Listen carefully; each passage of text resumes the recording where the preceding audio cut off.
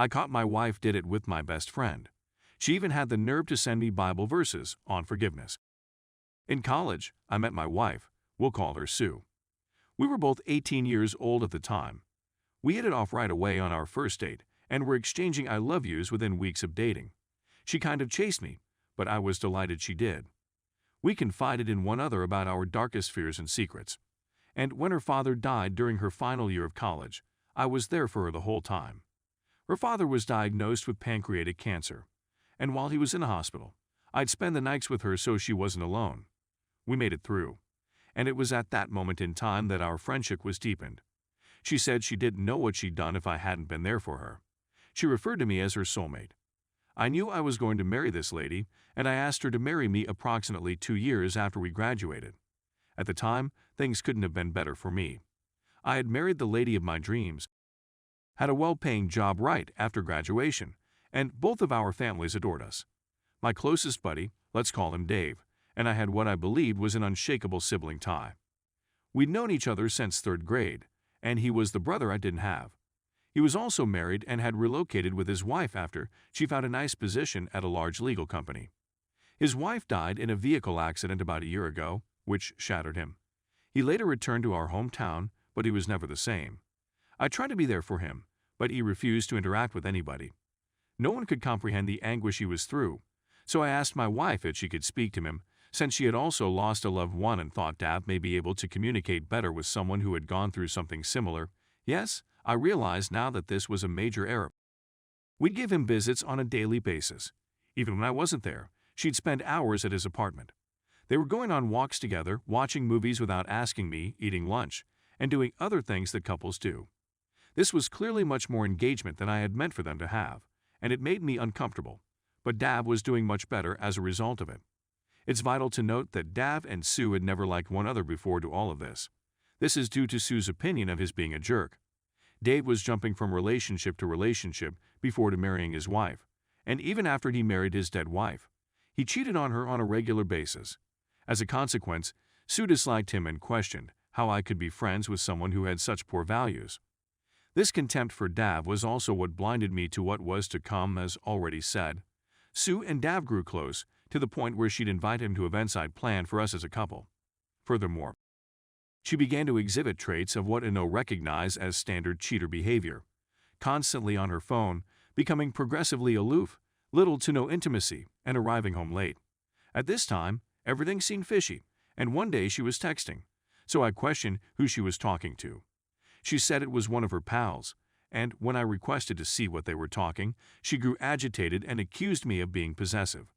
When I expressed my dissatisfaction with their relationship to Dave, he assured me that nothing was wrong and even accused me of not trusting him and my own wife. I was starting to feel gaslit. This carried on until Sue went out again one day. She stated she was going to her sister's for the weekend because she wanted some distance from me since my allegations were driving her insane. I was still dubious, so I contacted her sister to see whether she was expecting Sue to come over. She affirmed that she was, but Sue hadn't come yet. Keeping in mind that she had departed at 3 p.m., and her sister's house is around 4 hours distant from where we reside. It was now 10 o'clock.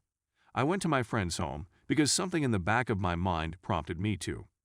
My wife's automobile is indeed parked only a few steps away from my friend's home. At this time, it was obvious what was going on, and I hate to say it, but I sobbed hard. After a few moments, I decided to walk in and investigate whether this was indeed what was going on. I entered via the rear door, which I knew was open. I walked in silently, and I could hear my wife groaning. I was trembling. When I got to his bedroom door, I could see through the squeak. My wife knelt on his nightstand. That sight will never leave my mind. I'm actually weeping as I write this. When I pushed the door open, they both froze and stared at me. It took all in me not to beat the living daylights out of Dave. I just walked away into my vehicle. I could hear them scurrying, and my wife yelled at me to halt so she could explain. I didn't want to see her. I'm not sure what I would have done, so I drove away. I wept the whole journey home, and they were both calling me. I went to see one of my college friends and have been here for about a week. I'm unable to eat, sleep, or think about anything else. I told my employer of the situation, and they were kind enough to provide me time off. I've been receiving phone calls from Dave and Sue, as well as our respective families. I texted my family to let them know I was okay and will be returning shortly, but I haven't answered to anybody else since. This is excruciating. That's terrible. I'm trying to stay tough, but my willpower is fraying. How could someone you cared about so much do this? I'm at a loss on what to do. How am I going to cope with this? I'm now considering hiring a divorce attorney to help me analyze my choices. My buddy suggested one he characterized as a shark. I told her everything, and she seemed really driven to help me get out of this as financially healthy as possible, given the circumstances. I still adore my wife, but I'm not sure I'll ever be able to get over this. I got a lot of messages from Dav as well, but I don't want to read them. I often alternate between sadness and wrath, and I'm at a loss for words right now. My family is well versed in everything. Sue, it seemed, admitted what she had done to everyone. I've been away from everyone for more than 2 weeks and I'm still at a loss on what to do. The agony is still palpable. When I shut my eyes, all I see is Sue and Dave together, and the agony doesn't seem to be going away. I know most of you are saying simply divorce, and I would agree, but things aren't that simple when you're the one in this predicament. Given all of this new information, I'd welcome any help, especially from those who have been here before. How did you get beyond your betrayed husbands and waywards? Is it even conceivable? Proper now, I'm pretty convinced that I'll forward with the divorce, but I just need reinforcement that I'm making the right choice. I looked over all of your comments and felt compelled to add this. She, as well as relatives and acquaintances, informed me that she had been living with her sister for the last several weeks. She mentioned in one of her letters that she had only talked to Dav once since I found out and went complete NC with him. Her mother sent me an apology for her daughter's actions. I didn't answer her phone calls. Sue, she added, is now undergoing individual counseling. In another email, she said that she would never leave me for Dav. She has emotions for him, but she is not in love with him. Dave is meant to leave shortly, but he is allegedly delaying his departure until he talks to me face to face. There's a lot more I haven't said, and I'm definitely leaving out certain specifics, but some of my family and friends think I should simply speak to her and move on. That's where I'm at right now, so I took a break from Reddit and other social media to concentrate on my marriage and the next actions I would take. I was receiving a lot of advice from the wonderful individuals on this site, as well as from family and friends. However, I wasn't sure what I really want. Since then, a lot has transpired, so this might be a novel. Please bear with me. When I look back on the marriage, I realized it was mostly packed with joyful memories, which is why I was trying so hard to find a reason to remain. However, when I thought about her adultery, how she and Dave gaslighted me and made me doubt my sanity, all I felt was wrath. The more I looked, the more enraged I became. I'll never forget how furious Sue would become when I questioned her about where she'd been when she returned home late, or the horrible look Dave gave me when I asked him, man to man, whether he and my wife were having an affair. The adultery was awful enough, but it was made worse by the fact that it was with my closest friend. But there's the gaslighting. Gaslighting by ducking. It's something I'll never get over. True, I was played like a fool, but it takes a particular sort of person to lie so readily and so brilliantly. I'm not sure how they were able to turn the switch so quickly. I recall her telling me how much she loved me and how orny she was while she was driving home thinking about me one night when she arrived home late, maybe 2 days before I found out. Because she wasn't wearing any panties, I'm fairly positive she'd returned from Dave's. She had sex with both of us at the same time. I kissed her while dodging. I felt like a wimp in this circumstance. How could I have allowed them to all over me like that? I'm completely emasculated. The more I thought about it, the more I wanted to go to Dave's, but I couldn't do it. There is no justice for me in our legal system. They get to torture me and emotionally assault me, but if I respond, I'm the one who gets locked up for who knows how long. I discussed this with my lawyer, who advised me not to do something dumb. I would not only go to prison, but I would also endanger my prospects in the divorce procedures. She advised I visit a therapist, but I'm not interested. I don't see the point. Sue's emails were continuously flooding my inbox, and they were just making me angrier. She was still spouting the same about how horrible her life would be if I didn't exist. She even had the audacity to email me forgiveness biblical texts. Why would I do that if I were so important to return to work because I needed to be occupied? Distracting myself has definitely helped me deal, and I don't drink as much as I used to. I got a letter from Sue one day at work. I was about to toss it away when I decided to read it. She discussed her individual therapy and how it helped her find some underlying difficulties with herself. The most significant of them is her poor self-esteem. She confessed that the disparity in our appearance made her extremely self-conscious, and that deep down she wanted to be desired by someone other than me. Her sister, she claims, has always been considerably attractive than her, which has led to her poor self-esteem. She said that, despite the fact that she was aware that I was drawn to her and that I made her feel attractive, she sought reinforcement from someone else. She apologized once again, saying it wasn't an excuse and that she was merely searching for a method to ensure it never happened again if I choose to give her another opportunity. She then asked if we might attempt marital therapy to help us work things out. At this time, I had yet to react to anything she or her family had given me. As a result, I just disregarded it. Anyway, I initiated the divorce process, and the first order of business was to divide our funds, which I couldn't do without her approval. We both have individual accounts, as well as a joint savings account, and I'm unable to withdraw what I'm entitled to without her. Despite the fact that I earn substantially more than she does and have contributed the most of the money in that account, I'll most likely have to share it with her 50/50. Therefore, I just filed the divorce papers. She was served a few weeks ago, and the monkey show began shortly after. She arrived at my residence with the divorce petition in her hands on the same day she was served. I'm not sure how she discovered where I was. We simply gazed at one another for what seemed like an eternity, and all the sorrow from that night returned. All of my feelings returned with fresh strength. I nearly burst into tears again, but I didn't. She seemed to be weeping as she raced towards me and attempted to embrace me. I gently pulled her away, and she burst out laughing. She began yelling, wondering why I was giving up on us so quickly, and if we couldn't simply talk it out.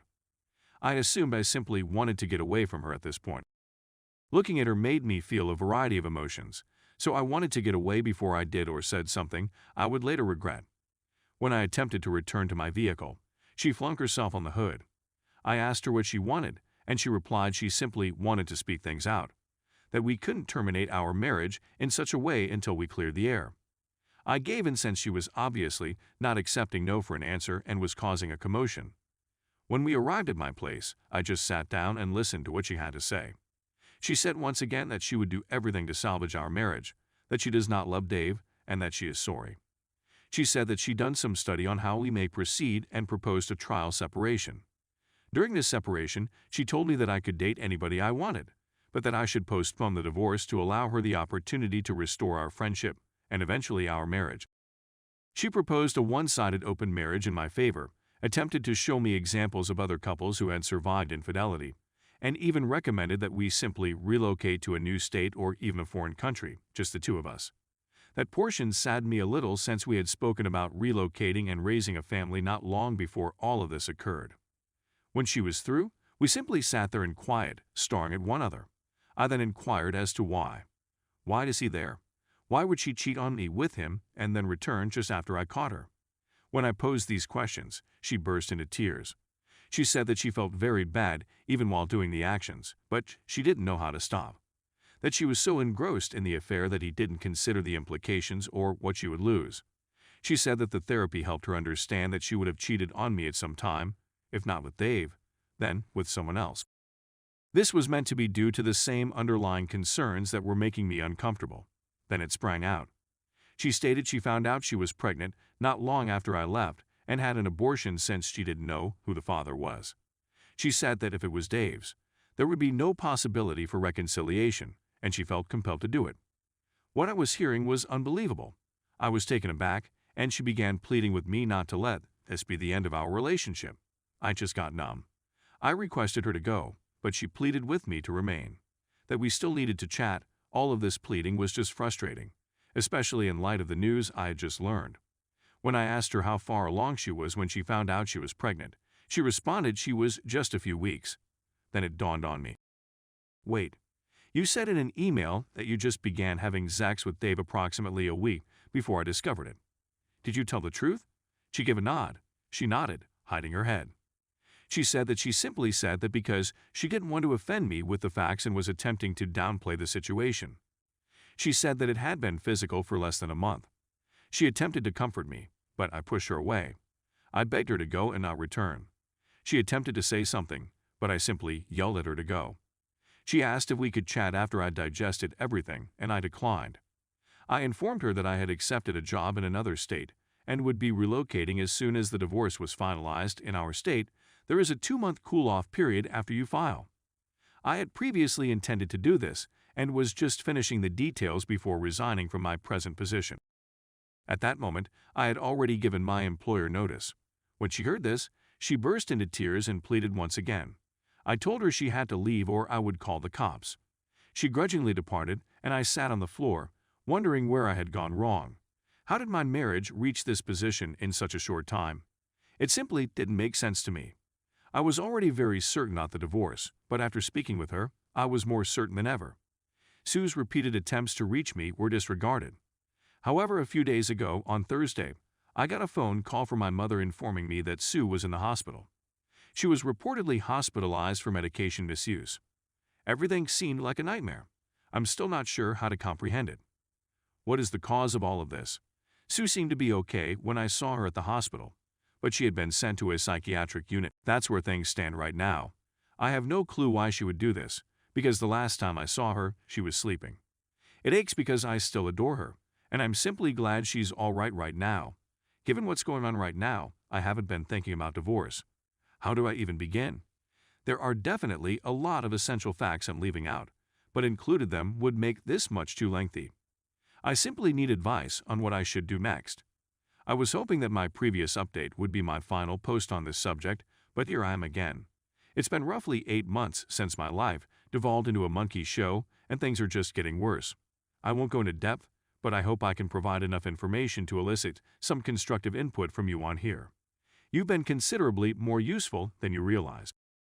Sue was in a severe mental condition the last time I blogged, but she recovered after some counseling. I was heartbroken for her, but I knew I couldn't remain. I know a lot of people have gotten through this type of situation, but I know how I feel. If I remained, I'd be doing more damage than good to myself and her. I'll never get over it, and I'm sure I'll be resentful for the rest of my life. We decided to split, but she insisted on keeping in touch, even if it was little. We split approximately a month ago after a rather straightforward divorce procedure. I relocated to the West Coast to start again, and things were finally looking up for me. But then I received another phone call from Sue's sister. Sue, to cut a long tale short, had a stroke. She is virtually entirely motionless on her left side and can hardly talk. I can't even express how upsetting it was to hear, much alone how sad I felt when I went to see her. She didn't resemble the person I remembered, and she constantly cried when she saw me. One of the most difficult aspects of this is that I can't help but feel responsible for what happened to her. People tell me it isn't, but I have a feeling it is. Even though her immediate family claims it isn't my fault, I detect some resentment from them whenever I communicate with them. When her aunt spotted me, she cursed me in front of everyone, and they all became quiet. They just instructed me to leave it alone and go about my business. Even though I wish I could simply go on, knowing how everything ended out still stings. I haven't spoken to Sue since she had the stroke, and her family won't allow me visit her because, supposedly, I stress her out. I don't even know the complete story since I don't have the legal right to know. I just can't seem to get anything right.